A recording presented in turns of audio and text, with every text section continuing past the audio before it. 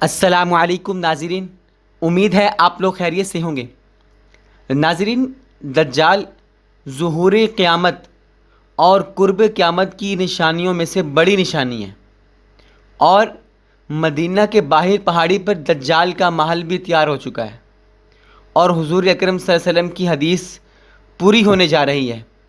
امت مسلمہ کو حضور صلی اللہ علیہ وسلم کی حدیث مبارکہ سے دجال کے ظہور کا پتہ چلتا ہے۔ دجال کا ظہور قرب قیامت کی بڑی نشانیوں میں سے ہے۔ قرب قیامت کی 10 بڑی علامات میں سے ایک علامت دجال کا ظاہر ہونا بھی ہے۔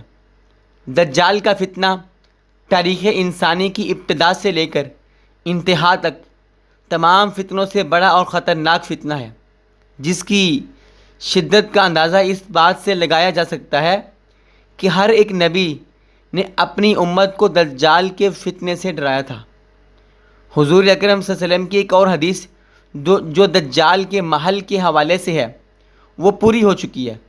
اس حدیث کے مطابق جب دجال مدینہ میں داخل نہ ہو سکے گا تو وہ مدینہ سے باہر ایک پہاڑی پر رہائش پذیر ہوگا اور اپنے محل سے مسجد نبوی کی روشنی کی طرف دیکھے گا، اور بار بار مسجد نبوی کی طرف اشارہ کر کے اپنے ساتھیوں کو مخاطب کر کے کہے گا کہ وہ دیکھو احمد صلی اللہ علیہ وسلم کا سفید روزہ۔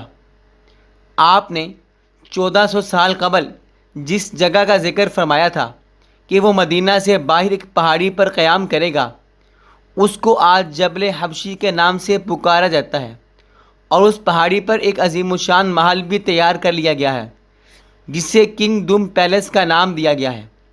جب اس محل کی تعمیر کا آغاز کیا گیا تو مذہبی حلقوں کی جانب سے بے شمار اعتراضات کیے گئے، اور اس محل کی تعمیر کو روکنے کے لیے بہت سے اقدامات کیے گئے، لیکن یہ سب اقدامات ہوا میں اڑا دیے گئے، اور اب اس محل کی تعمیر بالکل مکمل ہو چکی ہے، اور یہ محل تعمیر کے بعد سے اب تک ویران پڑا ہے۔ یہ محل جس جگہ بنایا گیا تھا وہ شہر سے بالکل دور ویران جگہ سے اس کو جانے والے راستے انتہائی کٹھن اور تکلیف دہ ہیں۔ ایک انسان کا وہاں جانا ایک ناممکن سا عمل لگتا ہے۔ ان تمام باتوں کو دیکھتے ہوئے لوگوں کے ذہنوں کو تقویت مل رہی ہے کہ وہی جگہ ہے جس کا ذکر حضور اکرم صلی اللہ علیہ وسلم نے 1400 سال پہلے فرمایا تھا۔ مختلف احادیث میں دجال کا حلیہ بتایا گیا ہے۔ ان تمام کو سامنے رکھنے سے دجال کا جو حلیہ سامنے آتا ہے وہ یہ ہے کہ دجال ایک جوان مرد ہوگا، دراز قد اور ایک آنکھ سے کانا ہوگا، اور کانی آنکھ ایسی ہوگی جیسے پھولا ہوا انگور ہو، جبکہ اس کی ایک آنکھ خون آلود ہوگی۔ اس کا سینہ چوڑا اور ذرا سا اندر کی طرف دھنسا ہوا ہوگا۔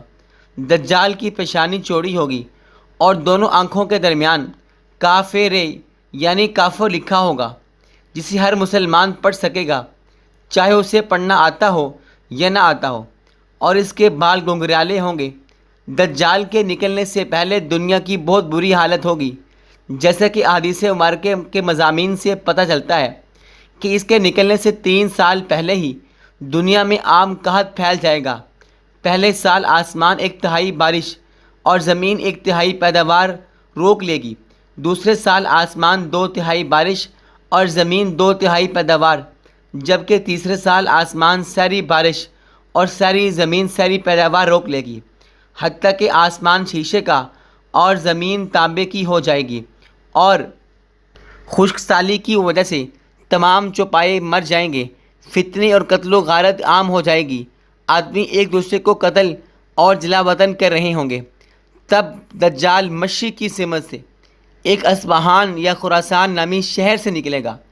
غذائی قحط کے علاوہ علمی اور روحانی قحط بھی برپا ہوگا۔